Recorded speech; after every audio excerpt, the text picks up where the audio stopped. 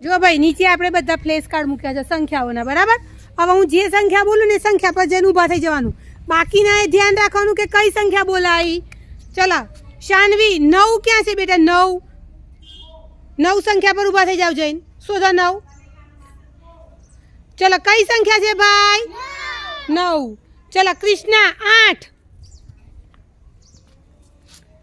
ચલો જીનલ 7. 7 ક્યાં છે ભાઈ? શોધો.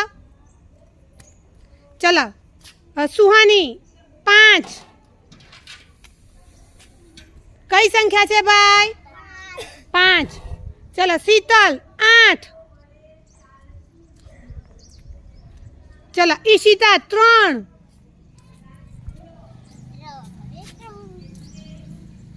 થઈ. ચલો રોહિત 6.